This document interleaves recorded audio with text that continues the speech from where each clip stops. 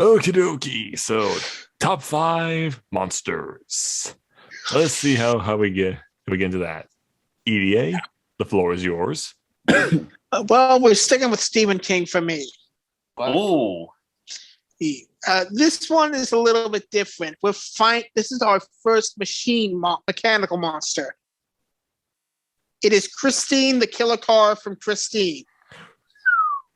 Woo! No, you can judge Nate with Alien, with something like Groot, but then you choose a car. Well, considering this car is an evil thing that can drive itself and goes around killing people. Yeah. Yeah. I'm pretty sure mine is more of a monster than Groot. I mean, I had to pick a friendly monster somehow, but that's derailing. Talk about the killer car. It really is nothing more about it. It's literally just a killer car. It can drive itself and and somehow repair itself like overnight. That's a terrifying thing. It also, nobody knows why. I don't even know what. Is it ever really explained why it does it? You're freezing up. No, I'm just waiting. Right? So it's never explained why it does it, but that effect it has on the nerd. Turning from, you basically turn into a pompous douchebag. Yeah. And when it showed that it would kill people, he endorsed it. He even went along for the ride. I'm pretty sure he was in the passenger seat, not the driver's seat. Because, shit like this has a corruptive effect. And they literally have to crush it into a cube. And even then, it's not dead. Yeah. It starts putting itself back together. And I'm like, okay, can we get this thing into a smelter ASAP? That's probably the only way you really have to kill it. Yeah, that's my number 5. A killer car. Okay. Well, I mean, we had Pokemon, we had Digimon, we had Pixar. So what else to add than some of that stuff? We gotta add wacky monsters in there somehow. Monsters, yes. So, Kevin, it's your turn. All right, time to go to another Pokemon. Oh. Ooh. It's not one we know. It's from the Ultra Universe, the Ultra Dimension. You know, Ooh, an Ultra Beast. But in this one, it had a story arc, and I wanted to cry because it was so beautiful. I'm going to go with its evolutionary form. You know what? Now, fuck the evolution. I'm just going to go with it. Poipole. I love Poipole. Poipole! Yeah, the little purple poison type. It looks deadly, but it's so cute. I know. Oh my god. The first time this little guy appeared, like, he just wanted to play. He didn't care who he was fighting. Like, he got shocked. He got happy. He ate fruit. He got happy. He just spun around. He got happy. He was so cute. His interaction, is it a her, Nate? Do you think it's a her? I think it's a she, judging by like its affection with nature and the way it gestures. I just love how it bonded with Pikachu before bonding with Ash. Like, it was a cute interaction, but I just love how it did not want to be caught. It thought it was a game. Like, Ash threw a Pokeball, nope. Threw a Pokeball, nope. He kept throwing Pokeballs. Pokeball just laughed, so Ash just showed it. This is how you do it. I catch you. And so Poipole was like, okay, and he gets caught. And I just love how a lot of the episodes just focus on Poipole, and then we get the story arc revolving around its evolved form. I'm just like, what the fuck? This is so interesting. And then the sad part is when they have to say goodbye. Like, I just did not want them to say goodbye, because this is like one of the rarest Pokemon Ash could catch. But then it came back in the Alolan tournament, and it fully evolved. I'm like, what the fuck? And that thing kept up with not just Lucario, it also kept up Pokemon. I know, like, seriously, like, it's a poison dragon. That's awesome. Like, even though it evolved, it still has its cute persona, and it just kept fighting so hard. It just Sun and Moon is a surprisingly great season, and Poipole just made it even better. So yeah, Poipole's my number 4. I love Poipole. I would love. Yes, I would name him Eric. No. Eric, I'm definitely gonna have plans with Poipole and Cobra for my story. Because it's because of Fairy Tale, not because of our friend Eric's. I don't know why I would call him Eric for that. All right, go ahead, Trey. Yep, Trey, it's your turn for your number 5. My number five is Slappy the Puppet from Goosebumps. Seriously? Yes. Oh, yeah, that one. It makes sense. Oh, yeah. Like, okay, Goosebumps. People loved watching Goosebumps. I loved watching Goosebumps when I was younger. Oh, I remember like the TV series and the movie. It's actually pretty good. I had to admit. So, Yeah. What the movie? The jingle in the Goosebumps show is awesome. Continue, Trey. Sorry. But one thing my neighborhood and school libraries had that I was very thankful for, they had the original books by R.L. Stine. Same. And I've read all of the Night of the Living dummy books, and Jesus Christ, they are way scarier than the episodes. Yeah. It's like, especially, I believe, the third one, where Slappy, like, just pretty much tries to make an army of puppets and, like, nearly gets the whole main cast killed. And I'm like, Jesus Christ, this dude is terrifying. Like, way more than Chucky. And Chucky actually kills people. He's an actual serial killer. Yeah, this doll is terrifying me more. Well, Chuck isn't just an asshole. Yes. Slappy is genuinely creepy because he's like, he treats it as though he's like not doing anything wrong, as though he's just having a casual stroll as he more or less fucks up your entire life. Mm-hmm. And it's like, and his design too is really fucking, it's just eerie. Like he's your classic ventriloquist doll, like dressed up in a suit with a rosy cheeks, smile, and all that. Like what should be a comforting, an approachable appearance for a puppet, it just puts you on edge, especially when he keeps moving his head and stuff. And especially like both the book and in the show makes it creepy. Like I feel like the haircut adds on to it a bit more too. Just, Slappy makes me hate puppets. Slappy was the thing that made me hate puppets. I agree. They're creepy as fuck. That's why I don't like Chucky. Yes. It's like, it's hard to describe it because it's been so long since I've read or watched Goosebumps. But he is the number one thing that sticks out to me. He's probably the most famous character from Goosebumps. That's why it's considered like the de facto mascot. I know like the movie can be mixed and all that, but I have to admit, that version of Slappy is also creepy too, tormenting the author as well. Oof. Oh, EDA, I chose Slappy from Goosebumps. The fucking puppet? Yes. Yeah.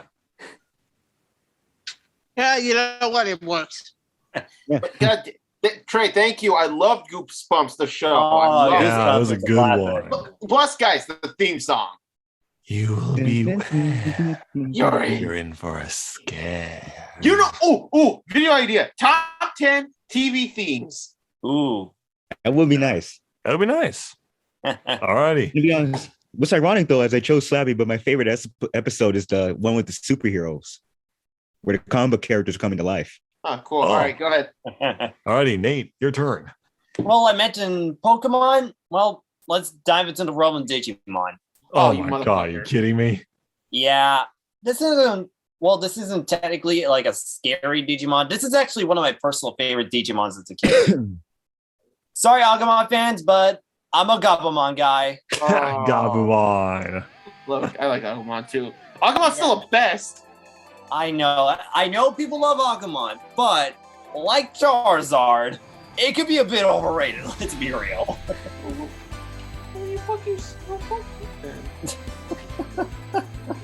But anyway, yeah, Goblinmon. I remember as a kid seeing Goblinmon design. It actually looks pretty cool. Like it kind of looks cute in a way with all like the fur, the horn on its head. And of course, it's the Digi partner for Matt in the series. And while Matt is like usually cool, conflicted, Goblinmon is more like the emotional and the loyal kind of character, which actually makes sense considering it's almost based on like a dog in a way. But as like the series progresses and all that, oh man, the bond between Goblinmon and Matt, it shows that they do care for each other, and a lot of the funny moments that they get into with each other was just spot on. But what also made me put Goblinmon on the list, it's Digi evolutions. People know me, I love wolves, so this Digimon is right up my alley. Garurumon. Woo! That looks so cool. Ever since I was a kid, I always wanted like to ride it because it's so fun. And its ultimate form. Where Garurumon. Wow. And of course it has metal. I believe it's like Metalware Garurumon. Metal Garurumon. Oh yeah, Metal Garurumon. But man, there's a reason why this is the part where I just started liking wolves because of Goblinmon. Like it may not be like the scariest monster, but it's one of the most iconic monsters to me from my childhood, and the monster that I love even to this day. That's why I had to put Goblinmon at number 5. All right, cool, man. And I think that might be like the last of the friendly monsters. The rest of the monsters are just straight up scary. Yay. So go ahead, Nikki. Your turn, pal. Fuck you, Trey. Is it wrong that I want some scary? Is it wrong for you to like Yuji? Yes. Go ahead, Nick. Anyway, number 5. Picture yourself in New York City. You see a giant marshmallow man walking on the streets. What? You gotta be shitting me. Stay Puft Marshmallow Man is my number 5. Oh, Ghostbusters! Ghostbuster. I don't even watch Ghostbusters yet. I'm surprised. So you think of all the forms it would have been to be that would be the end of humanity. It would be a giant. Whoa. Nobody chose anything. Did you choose anything? No, I didn't choose anything, man. No, not Did me. you choose anything? No, my head is blank. I didn't choose anything. Then who chose? Kevin. What? No, I don't get the joke. I'm sorry. What? All right, then, moving on. It's okay. What? They What really- just popped in there, Nick? No, It it's is just a comedy. It's a comedy classic. Yeah, no, like there really isn't much to say. I mean, it's just so funny how the Ghostbusters basically fought against this god who basically said, "Oh, okay, I will give you guys a chance to create your own destroyer. Who will it be? Uh-oh." And of all of them to be, it will be a mascot of marshmallows and there's snacks and all that. I mean, yeah, it looks funny and like in a way funny and cuddly at the first start, but then when you start attacking and roasting it, it becomes savage and it gets scary. And yes, although it's a marshmallow, don't forget about its height. It's so huge. If it falls on you, that can be suffocating. But Can I mention those freaking little marshmallows guys from Ghostbusters Afterlife? Jeez. Yeah. I mean, I don't know. It's so funny how this is a mix of comedy, but at the same time, it can be scary. So And let's not forget when he was in the video game. Oh yeah. it is a weird mix of such. So number 5. I mean, hey, I already had the rabbit. That's fair. That's Yeah, fair, man. That's freaking iconic. alien. That's iconic. Oh my gosh. Well, you know who to call if that ever arrives. Yeah. Yep. Alrighty, Not to so roast it. my number 5 is we're actually gonna go to an original on Netflix for this one, guys. Ooh, Netflix. Cause yeah, I know I'm playing D&D, but this one is actually not what I thought it was when they brought it into real life. The Demogorgon from Stranger Things. Damn. Ah. Yeah. I love the design of this thing. I mean, it's you kind of see it like it's like just a little slug-like thing that was hacked up from one of the main characters. When this thing grows, it becomes bipedal and doesn't have a face. It's an entire mouth of like a flower of teeth. That is instantly terrifying. And also it's just the way the CG was made for this thing. It looked like it was like a guy in a suit. And it's just so good. It branched off as well. They also got the Demodogs. you think a giant thing like walking on two legs is terrifying, try seeing a pack of these things in smaller forms running at you like a pack of dogs or wolves. That alone is just so creative and scary. Netflix knew what they were doing when they bought the whole idea to make Stranger Things an instant hit on Netflix. And now we have 3 seasons, and now we're supposed to get season 4, and the Demogorgon is supposed to make a return. So we'll see where these things go, because they're, even though they show up like a little bit here and there in the series, they are still flat out creepy. And I do not want to see them in a dark alley. So, yeah. The Demogorgon is number 5 on this list. Yeah, that's right. Yeah, the Demogorgon is kind of like that from D&D. So, number 4, we're going to go to that. EDA. Release the Kraken. Specifically the OG version. That's fine. I'm okay. That's okay. Because I'm going to be honest, I saw both of the designs. I feel like this one is more creative. Yeah.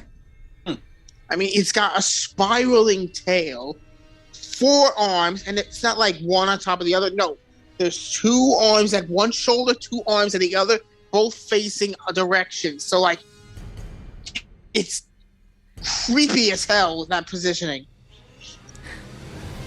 And this whole thing is stop motion. I love that. It's so cool.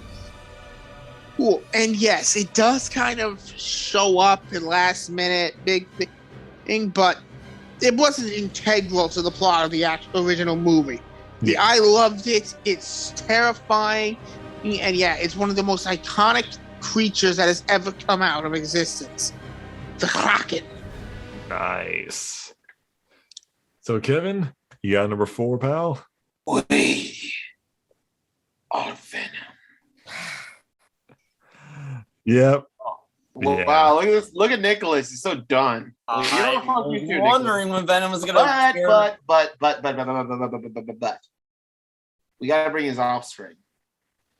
Let there be carnage. Yes. Does he Yeah. actually say it like that? No, it's Yes. let Have you not seen the movie, Trey? carnage. I already see it. No. Get the fuck out of this meeting right now, young man. No, Because you Jesus. have Kevin, no I'm right with Kevin on to this be- one. Okay, it has been out for months. If you haven't seen it, then you are a fool. So get the heck out of here. I don't want to see it. Jesus. Okay. I'm not going to force you to see it. Well, I now realize I cannot read the Jujutsu Kaisen manga anymore. All right, You so ass. You ass. Okay, I'll watch it. no. Anyways, yes, 2 iconic creatures of Marvel. Okay, one villain turned anti-hero, one pure villain, Venom. I am not a Spider-Man fan. I'll say it. I'm not a big Spider-Man fan, but when Venom came along, I was like, "What the fuck am I watching?" The idea that this thing bonded to Peter Parker, made him an asshole, and started to pretty much be fond of him, only for Peter to just say "fuck you" and just rip him off. And then it joined a desperate man named Eddie Brock. I'm just like, oh shit, Peter, what the fuck have you done? I knew you were a character who made bad decisions, but what the fuck is this? So when Venom came along, I was like, wow, this thing is amazing. Being able to cop all of Spider-Man's powers, including having his own, is just amazing. His storylines are great, and my god, the movie was good. Both movies were good. They were pretty good. You know, Tom Hardy did good as Venom and Eddie. But man, just the design alone is just amazing. And then Carnage. I love Red. His powers are just crazy. Cletus Cassidy is a great villain. I love Woody Harrelson in the movie, so that's all I can say, because I want Trey to watch the movie, but he's not, because he just doesn't want to. So I guess I will read. I'll read it. Fine. Yeah, that's my number 4. The calling games are so confusing, Trey. Okay, I go. Go ahead, Trey. Number 4. done. Don't worry, I don't blame you, Kevin, for being confused by the Killing Games. Just enjoy the carnage that follows, okay? Because Megumi's a beast. But anyways, oh yeah, I accidentally made a pun, didn't I? Hey, Dad. Anyways, my number Yes, four you is the did. my number four is the Geonosian brain parasites from Star Wars: The Clone Wars. Holy shit! Oh my No, god! no, What about no, that? no, I'm putting the fucking switch down right now. no. Fuck No. you. Fuck No. you. Fuck you. Fuck you. Fuck you. Fuck you. Fuck you, Nicholas. Fuck you. Fuck your Star Wars hating ways. Try to continue. Fuck this It's guy. not Star Wars hate, dude. Those things gave me nightmares. Oh, okay. Good. Good. Well, This someone is- actually became an asshole in this one. Well, fuck you Okay. too, Nate. One thing that I can, we honestly gotta be impressed by them for, even though zombies are kind of played out, the fact that they managed to figure out a way to introduce zombies into Star Wars without it making it seem like it was out of place or ridiculous and genuinely terrifying is impressive. God, I think. Oh. Jesus Christ. Like, and it also expanded the lore on the Geonosians as well. Because again, even though I hate bugs, I won't lie that there is opportunity to work with on Geonosis and their species. And the fact that their species apparently has ancient brain egg parasitic worms that can go into corpses and pretty much bring them back is just, Fucking terrifying. yes, it was just like, holy shit. And the fact that it enters through your nose, your ears, or even your mouth, ugh, Bleh. disgusting. What do you think he's gonna enter? Do you really think it's time? I want to study it. What do you think? The ear or the nose? I don't think Luminara wants to know. Yes, I'd Okay. rather not. Yes, I'd rather not. Study the bottom of my boot. Now let's go. But the real terror came in the follow-up episode where it was revealed, yes, they can infect and mind control living things. Even Jedi who have insane power and mental control. Ugh. Yeah. And- Oh, no. Fuck, man. Look, thank God that Ahsoka figured out that the best way to kill them was to freeze them. Because if those parasites had made it to any other outpost with clones or Jedi, they probably could have gotten contained, but it would be absolute chaos. Let's Yeah. be real. And I wouldn't be surprised. I'm not surprised when Anakin went straight up Darth Vader on the Geonosian to get as much information as he possibly can. Because his experience in those catacombs to find out that his Padawan is trapped on a ship with those damn things. Yeah, Yes. yeah. Like, fuck the lightsaber. Gotta go with these hands. Oh, fuck. Thanks, Trey. Thank you so fucking much for that. Because now I'm gonna relive the idea. Because yeah, I mean, I'm willing to talk to you more about that, about the whole. I mean, I can also remember the Blackwing virus, also from the comics and the Oh, books. the blue shadow virus. Oh god, that was. No, I mean, like, no, there's like an actual thing called the Blackwing virus. It was developed in the Empire. I'll tell you that story later, though. Okay, yeah. Oh, I don't think I've heard about it. I would love to Okay, know. okay. Go. Fucking Go go, ahead, man. Nate. Fuck. Anyway, well, back into the horror route for this one. This monster, it may be referred to like a comic thing. Nikki mentioned one blob-like monster. This one, I'm literally going to talk about the Blob, specifically from the remake of the Blob movie. The Oh 80s my- version of the Blob. Oh my Yes. fucking god. Yep, another classic 80s horror monster. Woo, boy. The introduction to that monster. It was meant to be like an experiment. But it backfired. And when it came on Earth, woo, jeez, did it start causing havoc. And that's the main purpose for like the Blob. It's meant to consume everything. And let me just say, the practical effects in that movie, I feel bad for the people that get absorbed by the blob. It's so frightening and disturbing. But I think out of all like the victims that it ate, I think the scariest one has to be with the sink. Oh, Jesus. Talk about frightening and gruesome at its finest. It literally it ate everyone from like most of the town until like our main character, Meg Penny. She was like the only one that was able to stand up to that monster. And man, that final confrontation. That is definitely one of my favorite climaxes in a horror movie because it actually shows, okay, normally it's usually like the males that stand up to the horror monsters. Now we get to see like a badass female stand up to the monster. It was just like, yeah, it was just impressive. May not be like my most favorite horror monster. I'll get to those later on, but it's still one of the most iconic ones I remember when I start like looking at other horror genres. That's my number 4. Nice. So Nikki? Number 4. This one comes from the series Ultraman Gaia, and this kaiju is named Mizuon Dragon. Yeah. It appears in a few episodes. At first, it was seen as an enemy, but it was later on seen as pretty much the guardian of Earth. So Mizuon Dragon is pretty historically in this world of Ultraman Gaia is considered to be the first and only ruler of Tokyo before it became modernized and all that.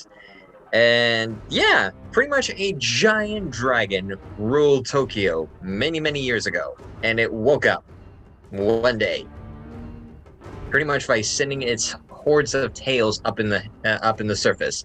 So yeah, it's a giant dragon and it has like dozens of dragon heads for tails. So at first, I mean, people panicked because, a giant kaiju dragon is just woke up, roaming about the city.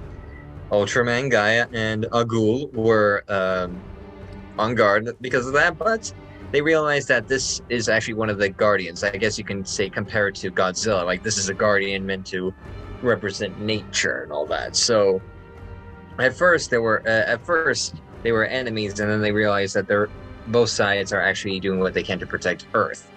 And even in the final few episodes of Ultraman Gaia, Mizuon Dragon does offer its aid to protect the Earth as best as it could. So yeah, I just like it because I just love the designs, and I just love it how it's supposed to be a giant kaiju, but it's also representing a dragon. It has like some, in a way, it does have its own mystical vibe to it. I mean, it's powerful and yet it's so decent.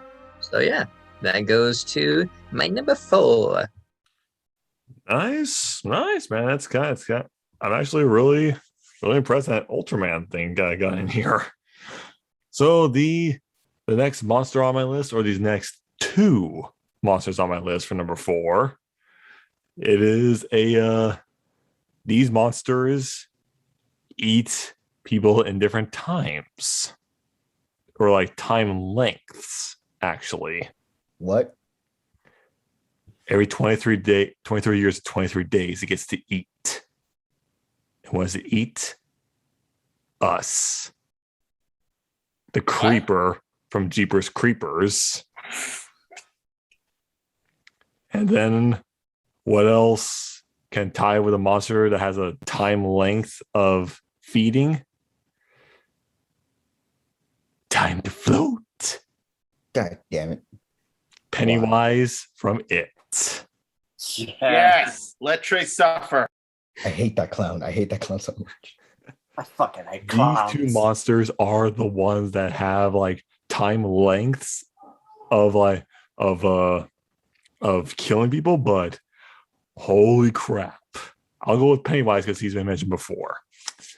Specifically the 2017 version, because Yes. I'll give credit to Tim Curry. He did amazing for what he did. But you cannot deny the fact that Bill Skarsgård made that character so freaky and so just No, I do not want to be with him. It's so creepy, especially in It Chapter 1, where he reveals from the balloons. Where you going, Eds? We will have fun down here. Yeah. And you will do.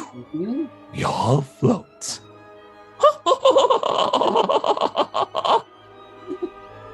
I'm just like, no. That no. solidified how creepy clowns can be. Literally. But it's also like when he was messing with Bill with a zombie puppet of Georgie, I'm just like, Well, come on, guys, we get it. You're fun too.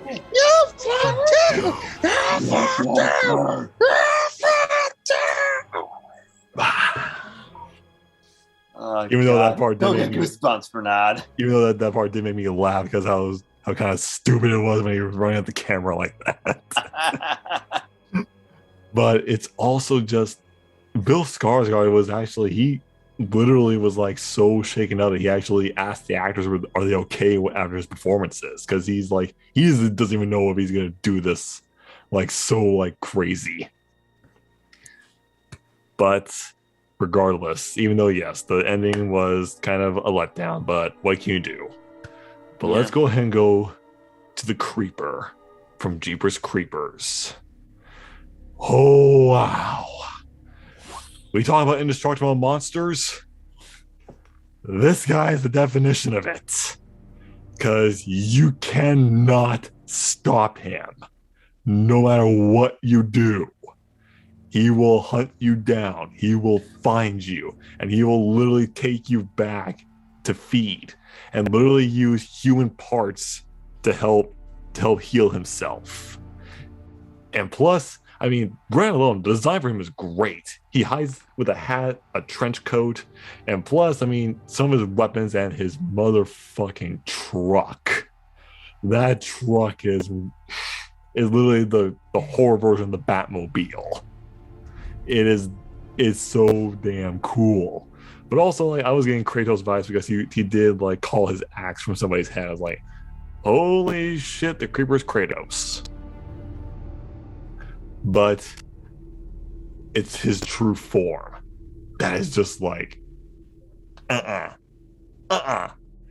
literally almost like the guy has like bat-like wings, and on his head he's like, it like sprouts out to like predator mandible.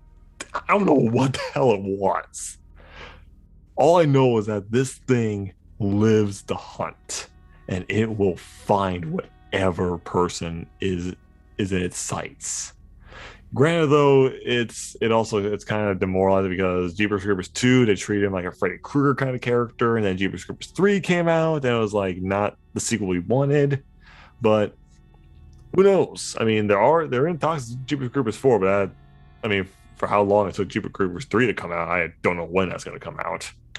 So, two monsters that have time frames to their kills: the Creeper and Pennywise. That's my number 4. So, who's our bronze? Hang on a second. What are you doing in here? Get out! You stupid son of a... Broke into the wrong goddamn rec room, didn't you, you bastard? What? I'm talking Graboids, baby. The Graboid from Tremors. Oh, little fucker. Oh, yeah. Specifically, the Graboid form. Oh. Because it's basically just a giant worm. It's possibly inspired by the Mongolian death worm, which is absolutely terrifying if you do any research on that thing. True, but they also did take inspiration from rhinos and snapping turtles. Yeah, and they originally had a soft flap that would cover its hard beak. They were not going to make a movie about thankfully- giant dicks. Yeah, so thankfully somebody looked at the design and was like, yeah, we're not doing this. But this thing is terrible. First of all, it's got 3 tongues, so it will grab you if you're not careful. Second of all, it hunts by sound, which is because every living thing makes a sound. It's very, very, very, very precise on where it goes. Third, it's actually smart. It learns. It adapts. It plans. I mean, hell, it dug a trap for a bulldozer when it couldn't grab onto it. It's just, what the fuck were they doing with all these forms? I don't know. It's kind of weird. I know. First, it bursts. First, it metamorphoses into a shrieker. It's basically just a tiny biped, heat-seeking missile. Mm-hmm. Then after 24 hours, that turns into a ass blaster. Yeah, It's basically a flying version of it. There's when you name a creature like that, there's a reason the Tremors 2018 failed pilot tried to put a hard reboot on that. And I mean, yeah, it's Jesus Christ. I love this Tremor. I love this movie. I love Tremors. I love the whole thing. I even love the weird ass TV show. Yeah, the TV I show. mean, yeah. So stupid, but hey, Yeah. it's a guilty pleasure. Oh yeah. Yeah, and that's why it's on number here. Alrighty. It's a Nice. Graboid. Just be careful where you step. Be careful going to the desert. Alrighty, Kev. Who's your bronze? Oh, get hyped for this one, boys. Hmm? Who am I? Why am I here? A king with no name, a borrowed castle.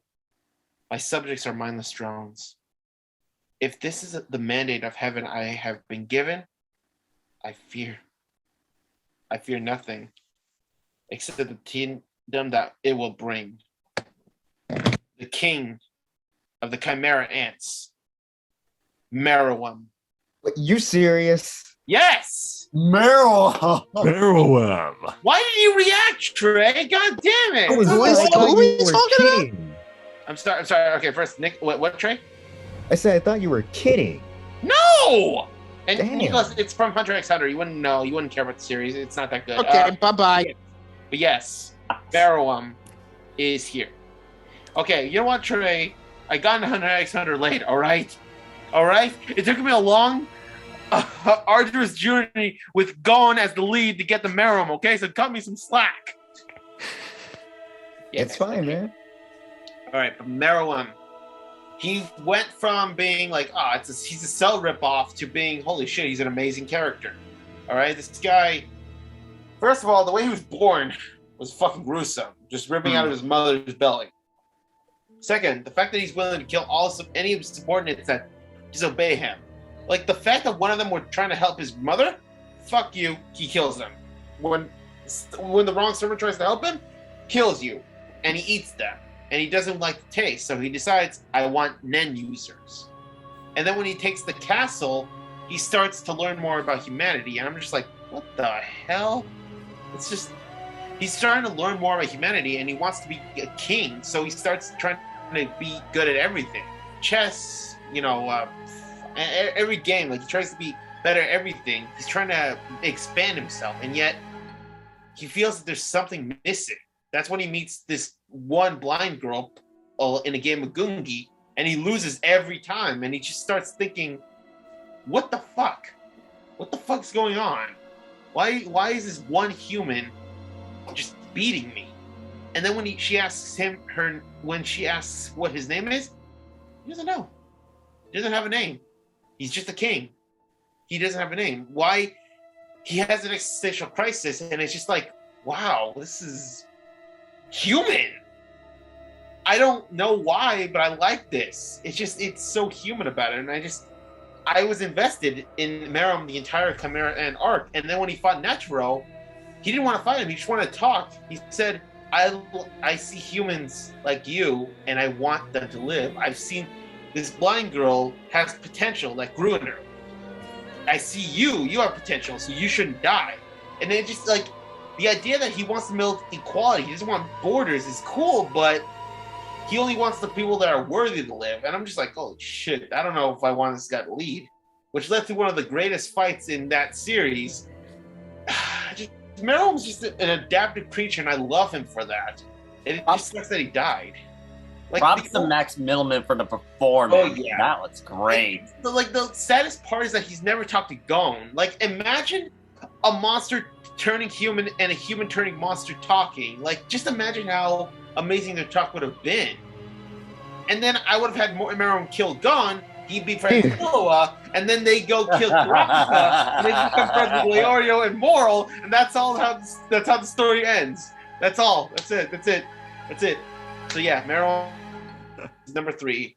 All right, you should be happy he's even this high, Trey. And now, Nikki, there's no anime better than Tiger and Bunny. Well, there are a few, okay, but goddamn it. Jujutsu Kaisen is one of them. It's kind of on the lower tier with One Piece and JoJo Diamond is Unbreakable, but who knows? Moving on to you, Trey. Oh yeah, I forgot he's next. All right, my number 3 is the. You know what? I'm not even gonna bother to pronounce it. It's the Predators. The Predators? Ooh. Oh fuck!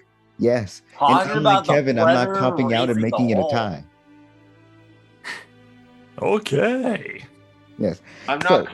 Okay, bitch. You really want to go there? Yes, I made a choice. But on this note, admittedly, I originally had Predators above Aliens, the Xenomorphs. But the more I thought about it, I'm like, the Predators are a little bit less scarier than the Xenomorphs, to be honest. They're just cooler. Yeah. But it's like, Jesus Christ, they're fucking culture. Like, they literally just... Okay. Let's start off with the fact that Predators are pretty much always like an outside context problem. Like, they're just involved in shit that has nothing to do with them. Like, literally, his first movie is like the setup for a classic Arnold Schwarzenegger Expendables type movie where they just go around killing communists. And then all of a sudden, this alien dude comes in with a plasma cannon and starts murking motherfuckers. And it's like, what the hell just happened? And his second movie, he just lands in LA and disrupts the total crime syndicate and starts killing cops and criminals. And I'm like, this is awesome, but why are you here? It's like you throw the Predator into any situation and they'll adapt to it and just start killing people. Unless you're sick or pregnant, which I can respect, kind of, but still. Also, one thing though, I know some people don't like it, and admittedly, the acting kind of sucks too. In Predators, how they expanded more on the lore with, another race of predators evolving and killing the older race. That sounds interesting as fuck. Mm-hmm. It's like predators are evolving to do specific things. So the older predators are becoming outdated. So it's some type of civil war as they hunt humans. For once, the humans are the outside context problem as they get involved in some predator type shit. That was interesting. Also, we're ignoring the existence of the final Predator movie. As far as I'm concerned, it never came out. Fucking hell. They're retconning bullshit. Mm-hmm. But either way, though, as a species and as just a race of alien warriors, I fucking love them. Although I personally love them more than the Xenomorphs, they're just not as scary. That's fair. All right. Hey, drink some fucking water. I'm sorry, but dude, your throat sounds so dry. Please drink some water. It's not my throat, it's my lungs. Oh. So anyways, Nate, go ahead. Well, going out like the horror genre for this one, but this one still kind of frightened me a bit. Well, let's see if you can recognize this sound.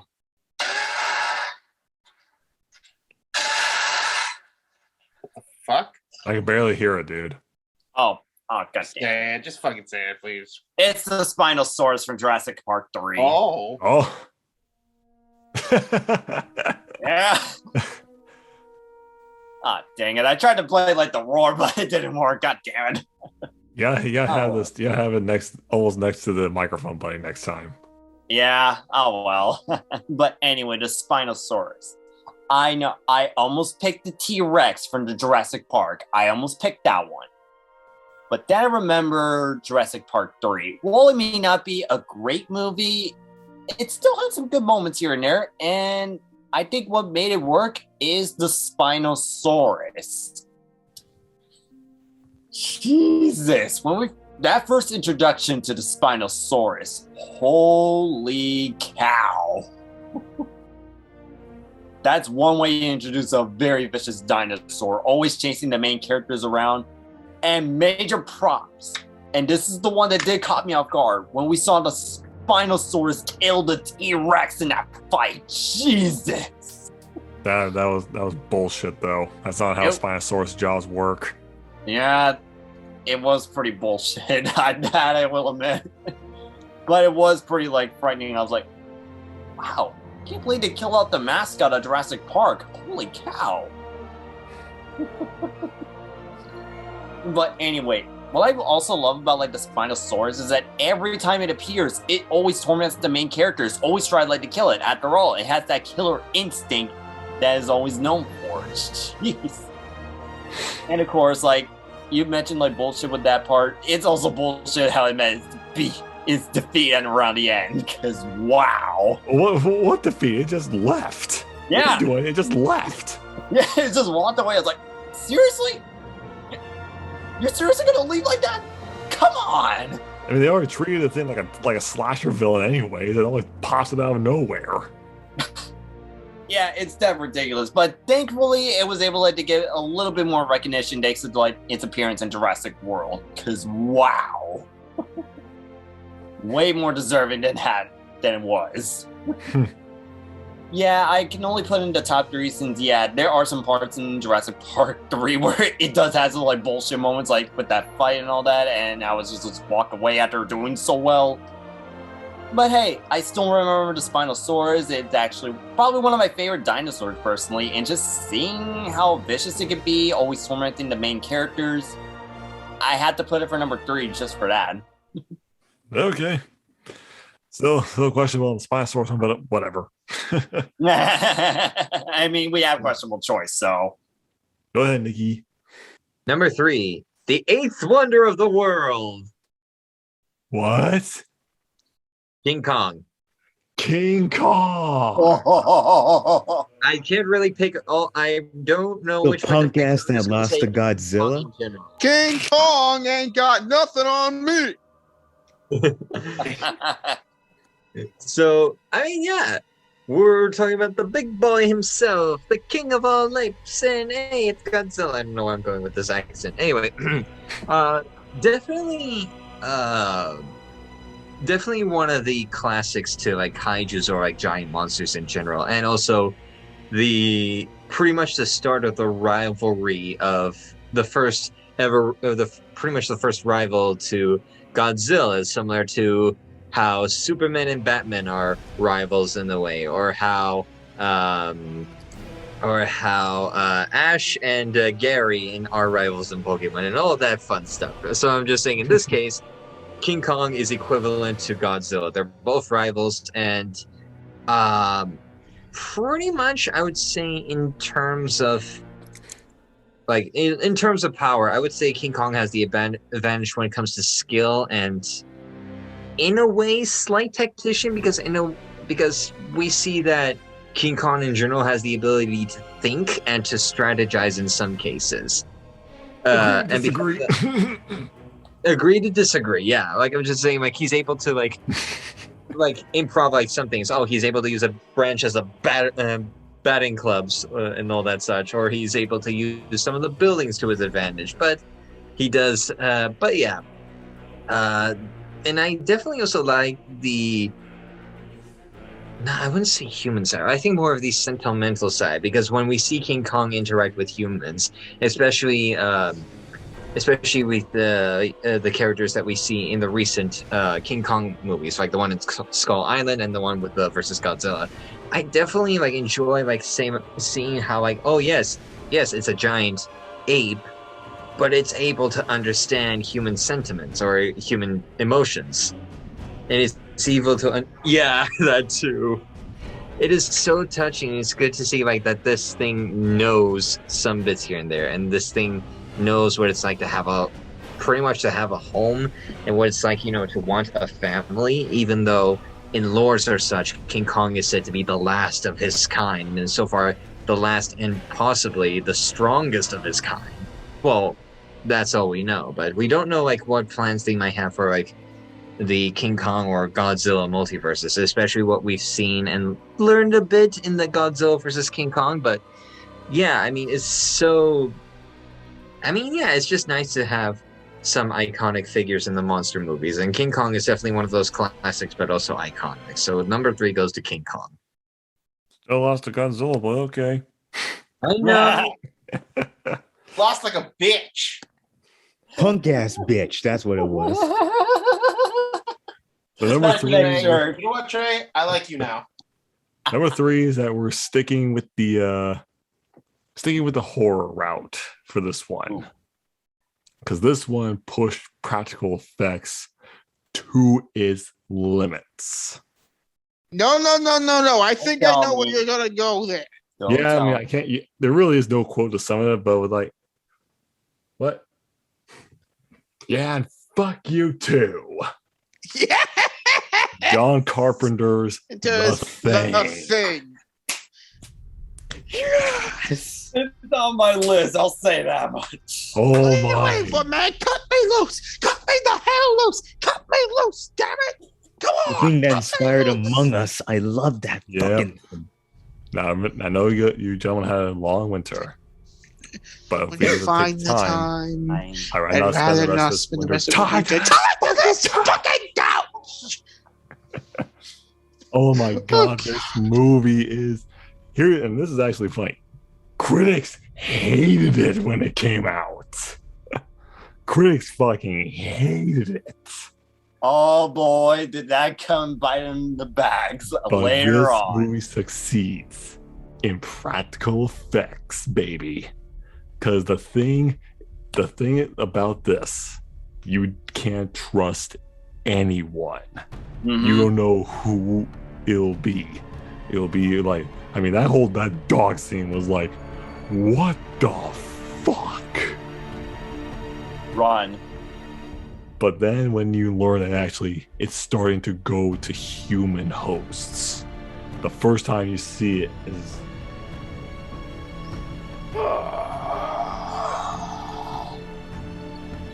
I'm just like, what is that? What is going on here? And plus some of the designs and the jump scares it has. Everyone remembers that scene. Clear. Claire! Because that thing was a full-on animatronic puppet that they could control. It was so good. Why the fuck did they make a prequel in 2011 for it? What was that movie? No. To be fair, that wasn't necessarily a bad movie. It was just a bad thing movie. It was a bad thing because the CGI looked so dumb. It was bullshit. That's what it was. But More like that's the why- monster didn't act like the thing at all. Because that's why the 1982 John Carpenter's version, that's why it's one of my favorite movies. Because it ends on a major question mark. Do you trust his partner? Do you trust Keith David? I don't. We don't Do you know. trust Keith David or do you trust Kurt Russell? But all we know is that this film is what made practical effects such a staple in the movie genre. And it was the perfect thing to have in a horror film. The Fly started off great, but it's no Thing. Yeah. No. Number 3 goes to The Thing from 1982. You get a clap for that. Yeah. Alrighty. Silver Time, number 2. Last time. Ooh. We're going to settle this once and for all. Godzilla and King Kong. Cop out. Wow.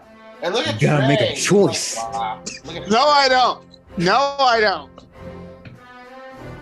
So it's Godzilla and There's Kong? really no word to describe Godzilla because he's that iconic, and I'm pretty sure I pissed off all of you by putting him at number 2.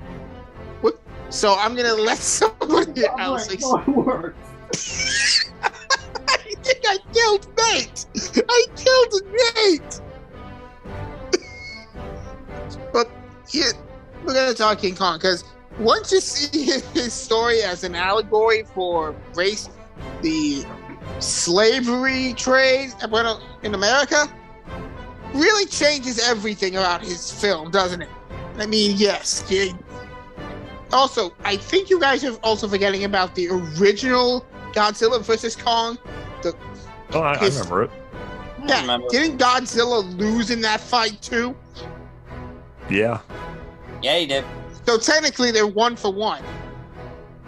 Technically, Kong got given, I think Ghidorah's lightning fist, okay? Okay? Right. If it wasn't for that, he would have fucking lost. So I'm saying it was considered a draw.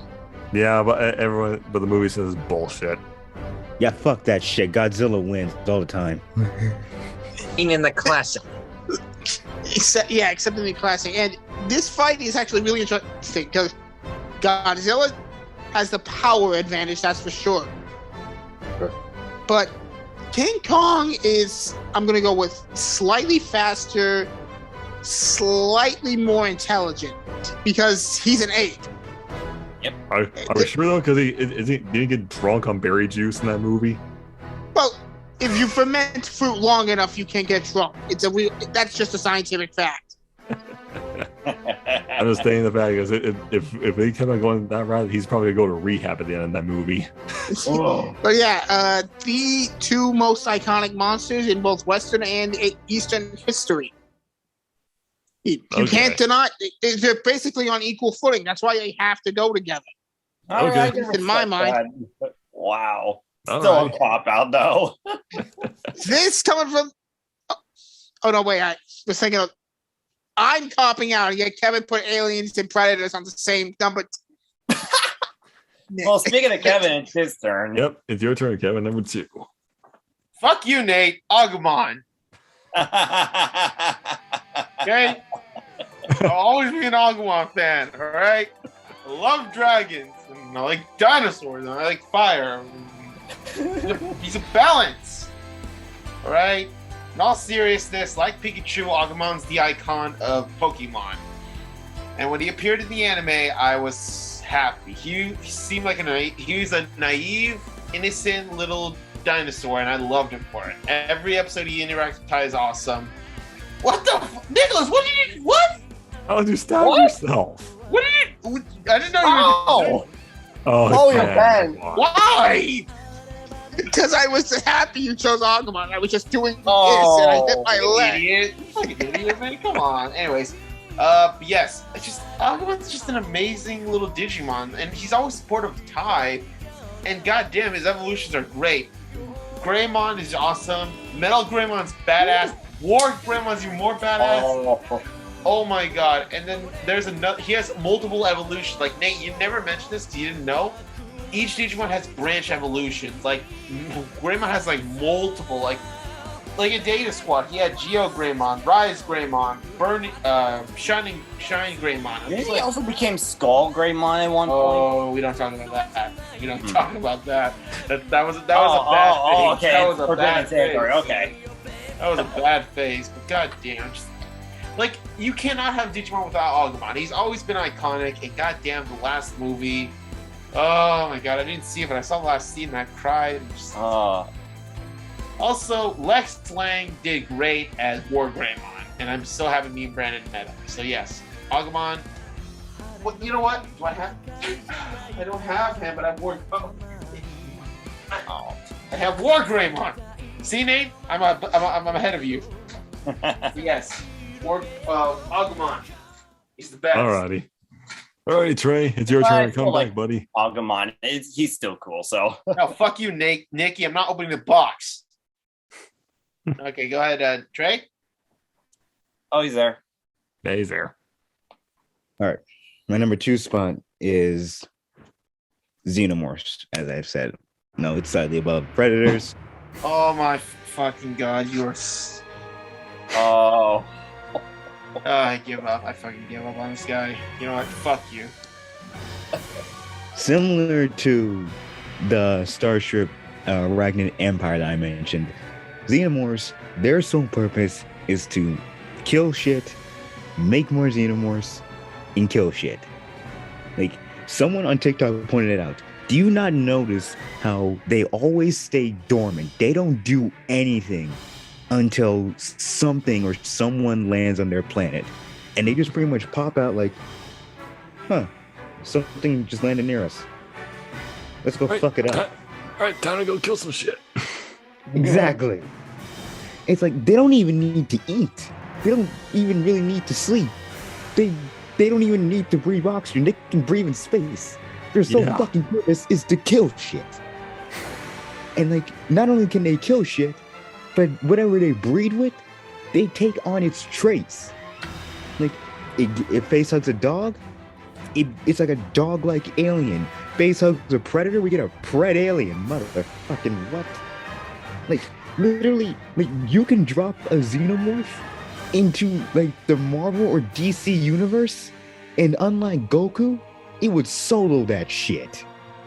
Yeah. You're really gonna do that? You're really gonna do this? You really gonna do that to Goku? Yeah. Oh. But if anything, though, it's like they really were onto something. They captured lightning in a bottle with the Xenomorphs. Like, they literally created an entire cycle revolving around a horror monster alien type. And Well, what happened to it after Aliens? I don't fucking know. Like, Alien 3, it's a guilty pleasure of mine. Like, I can tolerate Alien 3 to an extent, but after that, I have no fucking clue. I don't know what the hell they were thinking. Should have stopped after 2. Should have stopped after 2. The other Alien movies, they don't exist. Just like how One Piece should have stopped halfway through, but okay. Shush. This ain't the same. This ain't the same. Alrighty. I don't know, Trey. It sounds kind of similar. Overall, though, Ridley Scott, they made something incredible. And fucking, what probably terrifies me the most is not even the face huggers, even though they're fucking terrifying themselves. It's the chest bursters. Like, it's like the sheer impending fact that you know you're going to die. That really gets to me. And you're going to be dying in a very painful fucking way unless you kill yourself. Yeah. So yeah, Xenomorphs. Nate? Go ahead. Do it. Put the knife in his neck. Put him in his neck. Put it in his neck. I knew Of it. course. Yeah. Pennywise the clown. Oh, man. Yes, I did talk about Pennywise in movie villains. But it does still count as a monster since we don't know what it really was. It's a mystery. It's always a mystery. It's literally a supernatural being made from your own fears. And it was very evident that it took like the base form of a clown because it does target people, but it mainly targets kids. It kidnaps them, eats them, kills them, just so it can get stronger, feeding off on its own fear. And this was more evident when we first saw him in the first scene. Back onto it. Yeah, the first scene where we saw Pennywise killing Georgie. Woo! The fact that it just tries to lure him in, try to be silly, then bites out the arm, drags him into the sewer, lets him bleed out to death. But he did not just stop there. No, it continues to torment the loser clubs, becoming different fears, the painting, blood, anything, even tormenting one of the bullies to go madness. Mm-hmm. I know that the second It movie, it was all right, but I will admit the transition would happen with the bully in the second movie. Frightening. I will give it that. It is pretty frightening. Yeah.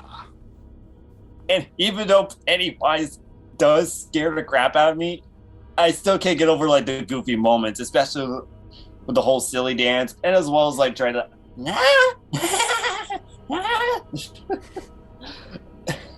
Bill Skarsgård, like he knows how to make someone scared, but it shows that he's having fun, just being goofy.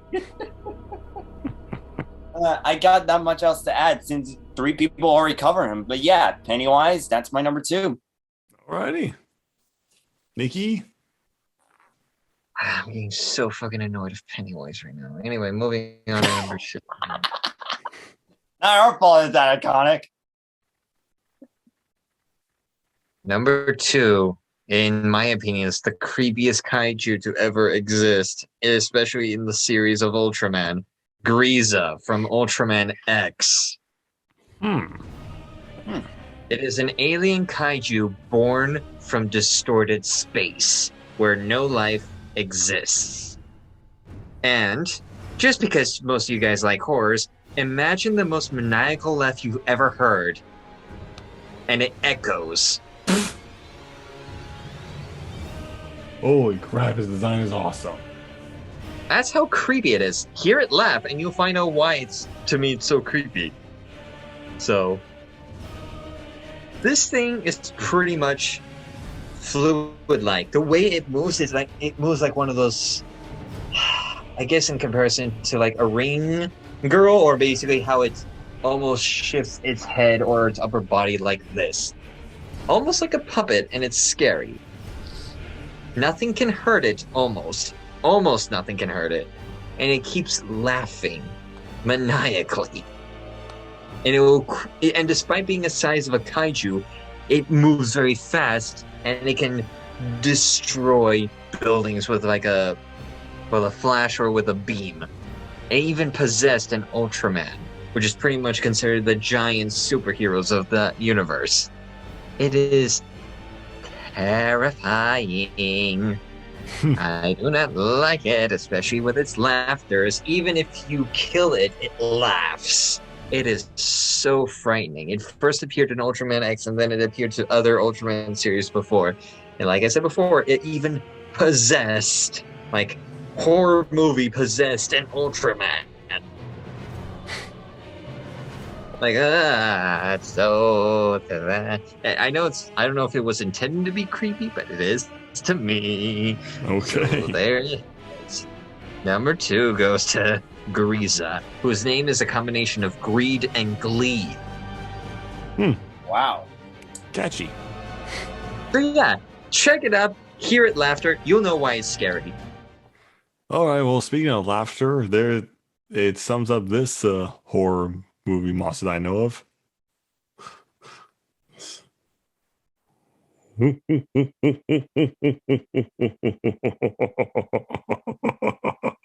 There it is.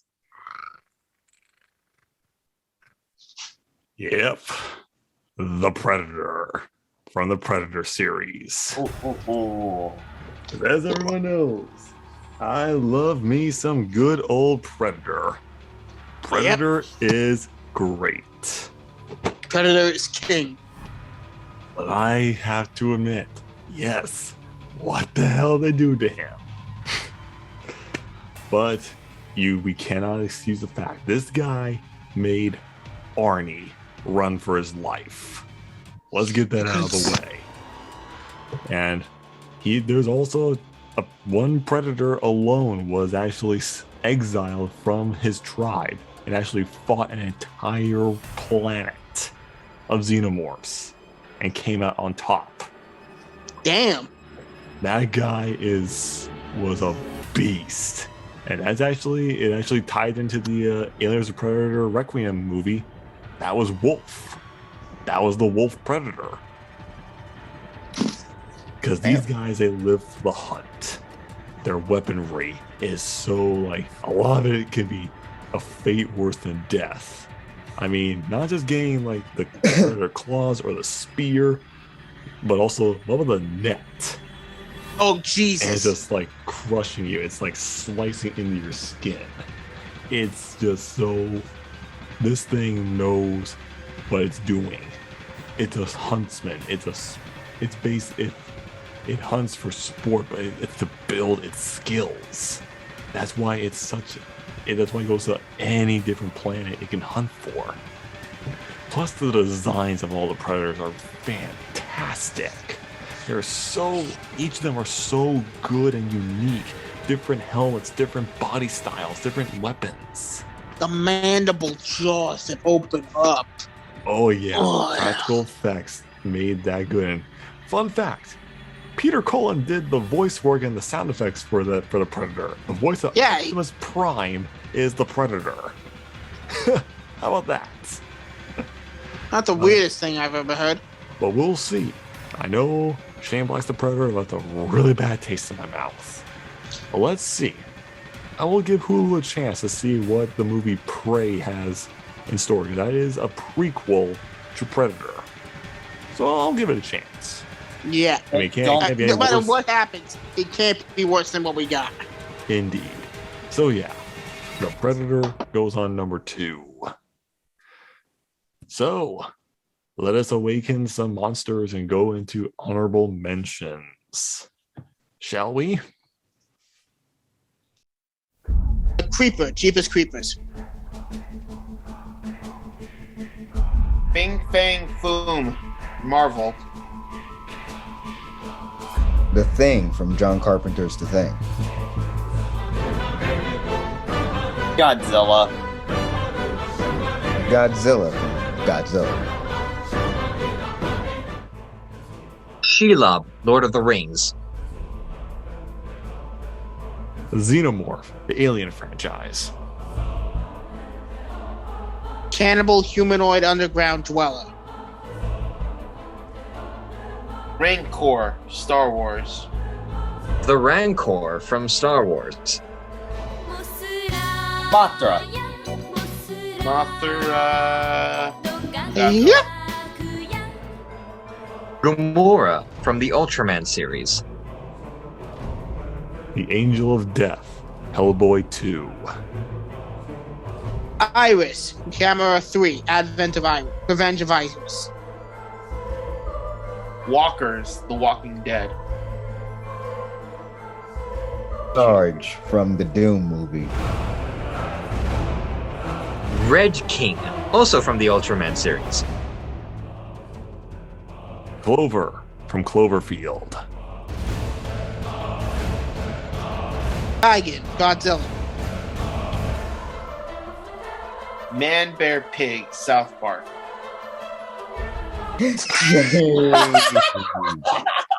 Come on! It's half man, half bear, half pig. No, we know what it is. We're just amazed somebody actually put that on. It's ironic how it's halves everything in 3 ways. Jesus. Haya Nomu, My Hero Academia. The Liquor from Resident Evil 2002. Knuckle Leaf Grim, Ruby Volume 4. Zeton from the Ultraman series. Trolls and Troll Hunters. Gamera, Guardian of the Universe. Neferpito, Hunter x Hunter. Swamp Thing, DC. The Kaijus from Pacific Rim. Hydra from Jason and the Argonauts. Kappa, the Trifibian Monster. The Gentleman. Predator. Samael from Hellboy. The Crawlers from The Descent. Gillman, Creature from the Black Lagoon. Duskmon, Digimon Frontier. Rodan from Godzilla. Jin from Wishmaster. King Ghidorah, Godzilla. Gone Freaks, Hunter x Hunter. Dude. Trey, after After what he did, can you really say he's not a monster? He isn't. Yes, he is. Carnage, Spider-Man. The Balrog, Lord of the Rings. Brendel, Beowulf, 1999. King Kong. The Amphibian Man from The Shape of Water. The Pale Man, Pan's Labyrinth. Skull Crawlers, Kong Skull Island. The Mind Flayer from Stranger Things. Project 412, Tremor the series. The Spiders from The Mist. Poseidon Rex. Oh, come on, dude. I know. Type 3 Kiryu or Mechagodzilla. Godzilla Tokyo SOS. Alrighty.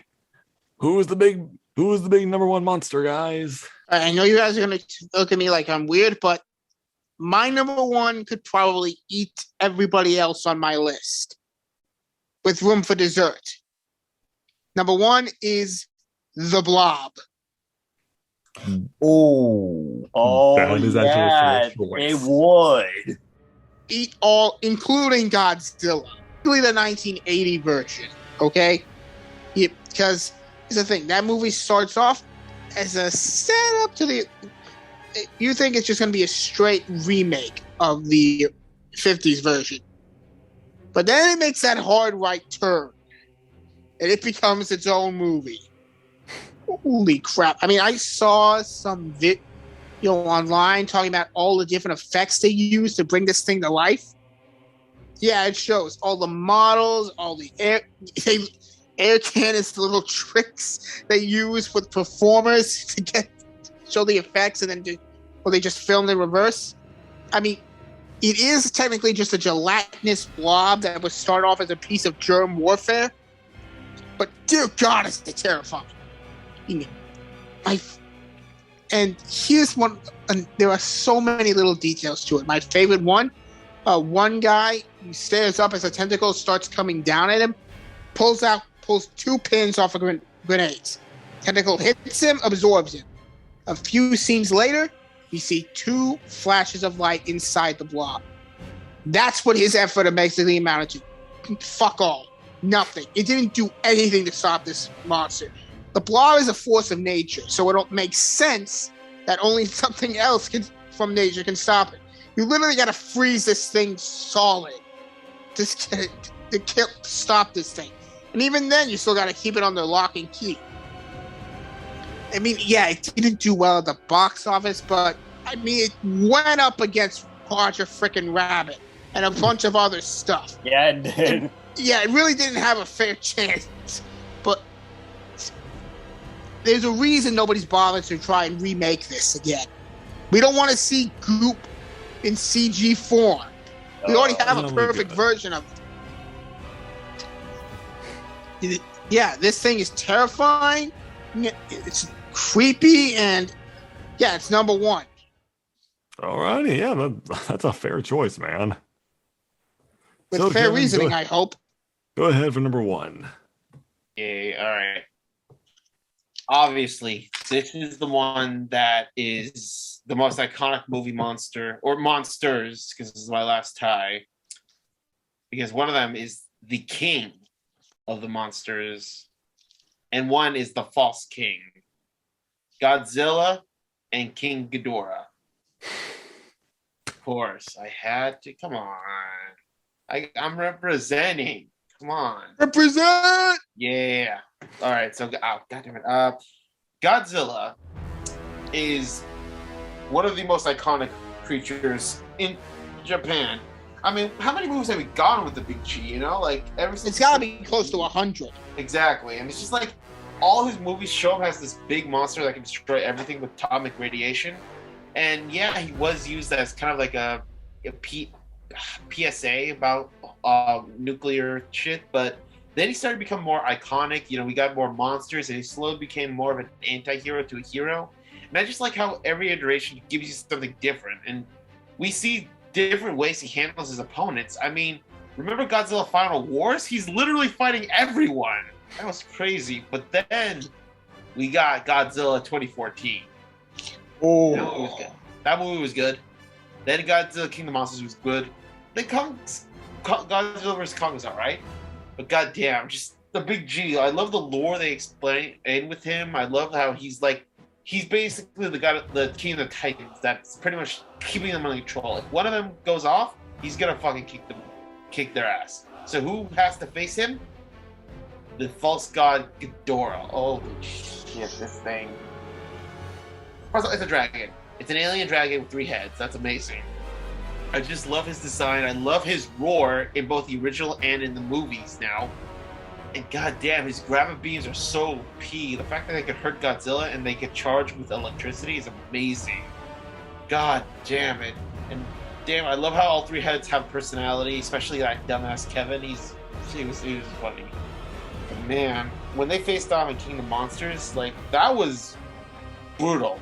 Let's be honest. It was a brutal fight that ended beautifully with burning Godzilla. And then we got Ghidorah back as Mecha Godzilla. And they're just 2 iconic monsters. I had to put it number 1. So, yeah, that's all. Because I'm tired. Fair enough. nice. Yay. So Trey, Go to sleep, dude. Nah. so Trey, who do you got for number 1? All right. My number 1 is, let me see, make sure I had it ready for a second. Yeah, no, I'm pronouncing it right. The Reapers from Blade 2. Oh my god. Oh, And that is my cue. Holy shit. Alright, well, good night, fellas. Goddamn. Damn. By the way, though, these motherfuckers are like, they're essentially super vampires. Immune to garlic, silver, sunlight. Well, not sunlight. Pretty much everything except sunlight kills them. And not only that, they don't not only feed on humans, they feed on other vampires. And they can turn other vampires into them. It is just, they're essentially just a walking virus on steroids. And the way they express themselves, their actual physical bodies, is just intense. It's like the way their jaw opens up at the very bottom to reveal that little tentacle thing in between it. And how they analyze how the toxins paralyze their victims as they feed on them. It's like, holy shit.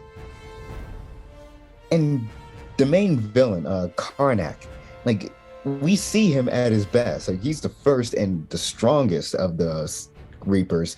And it's like, we see it, like how his arm breaks through the blade, but then all of a sudden he just recontorts that shit back into place and goes back on a rampage. It's just, holy crap, these things are unstoppable. They have the perfect balance of being horrific and also incredibly fucking awesome.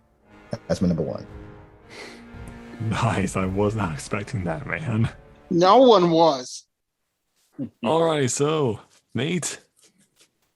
well, most of like the monsters I mentioned early on, like they are frightening, yeah, but a bit of a recurring theme that we notice, they're either A, good, like 2 or 3 of my monsters on my list, or B, they have met their defeat. This one, we don't know what happens at the end. We don't know. It was left a mystery. And that mystery will always have to be The Thing from John Carpenter's The Thing. Nice. Nice choice. Yeah, this was a legit toss-up on either having Pennywise be number 1 again, but then I remember, no, I gotta go with The Thing. This was like the monster that started me like to get better at watching horror movies, because wow. The introduction that we saw of The Thing, it was like, well, it was posing as a dog running back to the base. But then when we got to see our main characters enter the Norwegian base,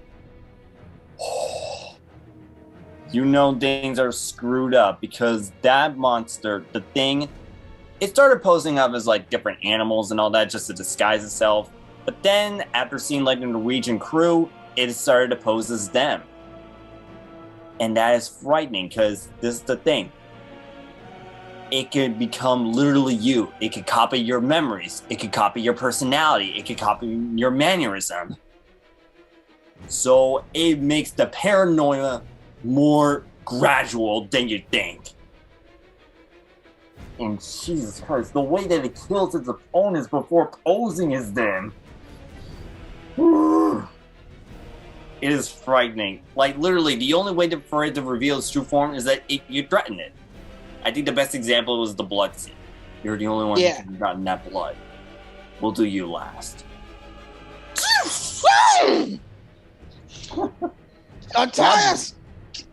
That unmorphing scene, Jesus. And that whole monster form after chopping off that guy's head. Ow.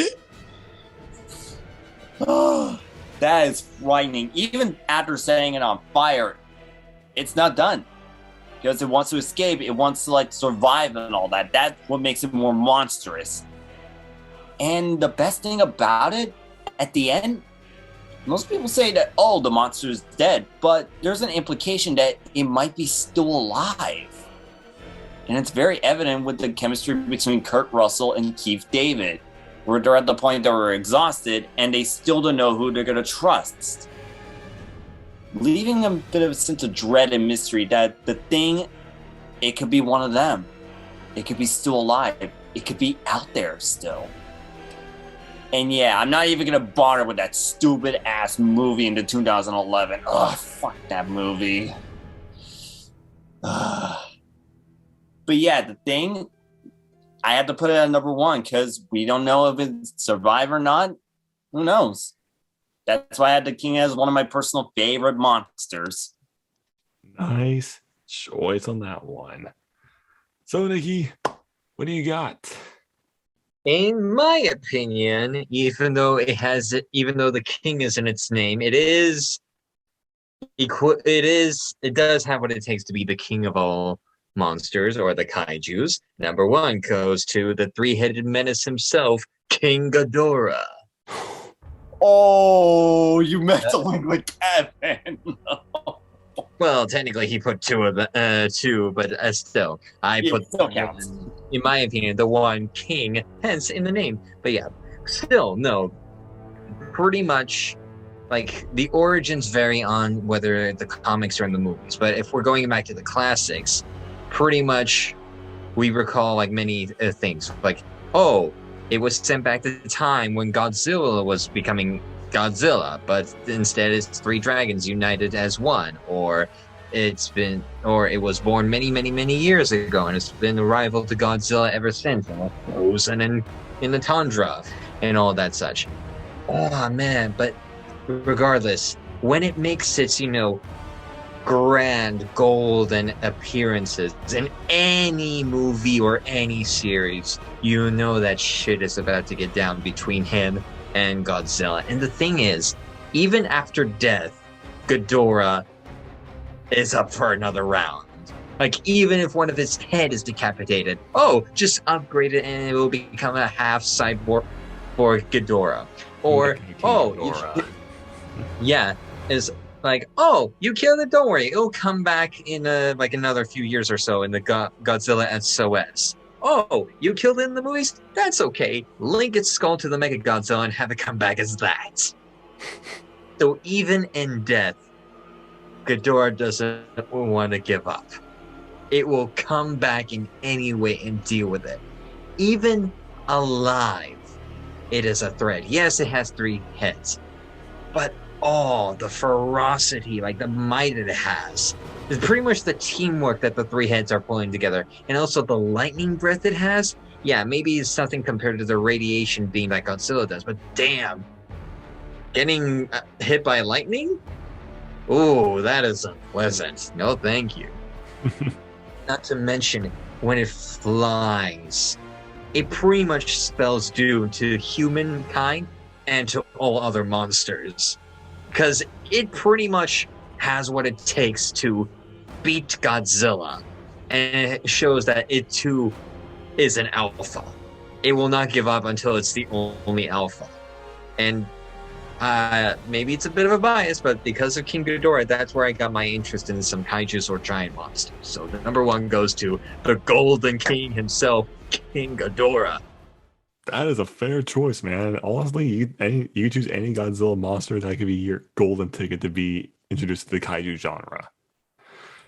But yeah, my number one is actually going to be a tie between two iconic monsters that I know of. Because, holy crap, one is just the big G himself, Godzilla.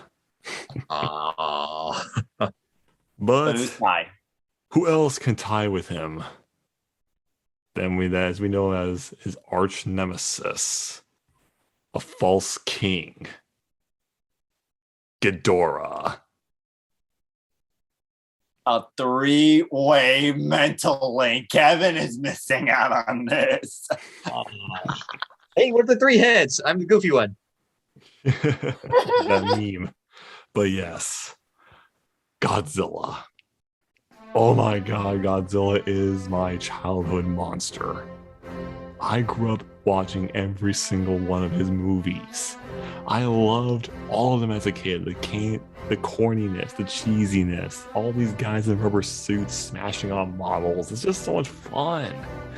I mean, during the Japanese one, this one, Godzilla Millennium from the 2000 series was probably my favorite design from Japan.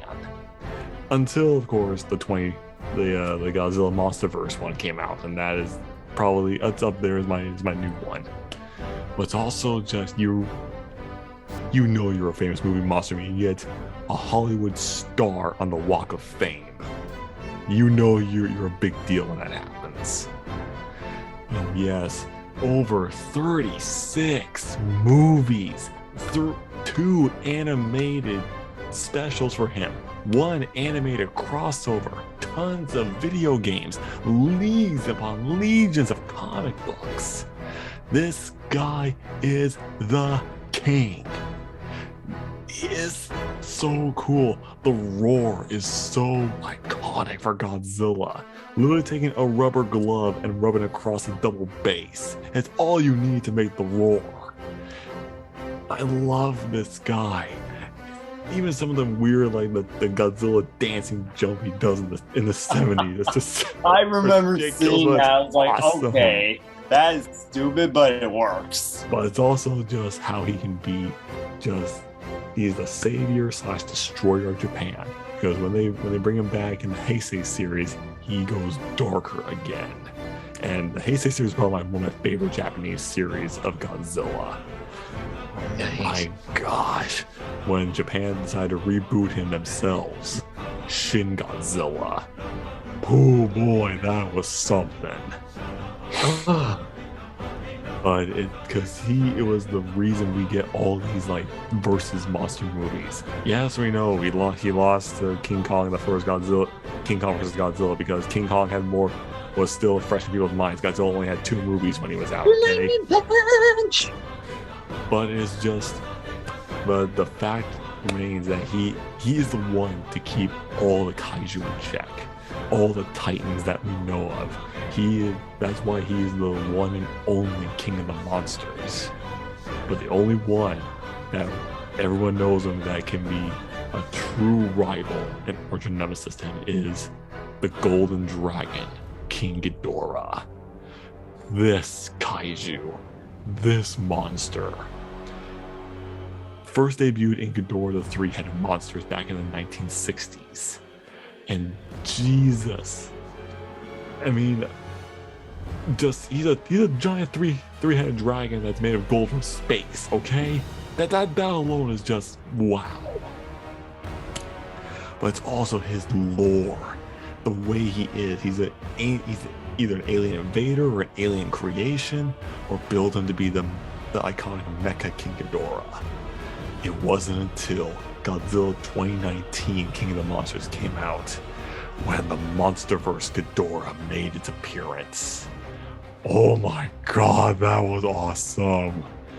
Just the slow build up. You see one tail, another tail, one head, another, and then the third one comes up.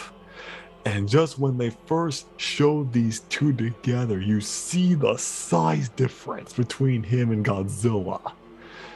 Plus, and even some of the other Japanese ones, the King Ghidorah carried Godzilla. He can carry him up into space. And there's so many different incarnations. Kaiser Ghidorah was actually kind of funny. It's actually a female. It's actually what feels like Queen Ghidorah, but that's a story for another day. It actually absorbs Godzilla's power like a vampire. And the reason why these two are tied is because Godzilla King of the Monsters they actually took inspiration from the Bible, from the Book of Exodus. That's why we see Ghidorah on that hill, a monster with three heads, but also you could technically count that as the devil rising from the grave. It was so good. I really hope that we see him again, because there is theories that Ghidorah can be out there. The return is either Mecha King Ghidorah, or actually, because this actually has siblings. You never know. That's why Ghidorah leaves an impact wherever he is with Godzilla. And that's why these two are kings in their own ways. It has to go at number 1. So there we have it. Top 10 monsters. This was a fun one, guys. This was definitely a fun one. Yeah, it was. A good way to go into our hiatus break to recharge and get some more ideas going off in our heads. But we will be doing, because it's not going to take us that long, we will be doing a reaction to the Anime Awards, which is next week already. Next Wednesday. Holy Looking crap. forward to see who wins. We shall see. I have my predictions, and we'll probably make a game out of it.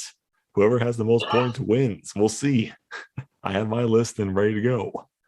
So be sure to check it out, guys, and be sure to just stick it out, because we will be back either later this month or sometime in March. They'll come up faster than you know it. So be sure to click that subscribe button to join us here in the shadows, and we will see you in the future, guys. Bye.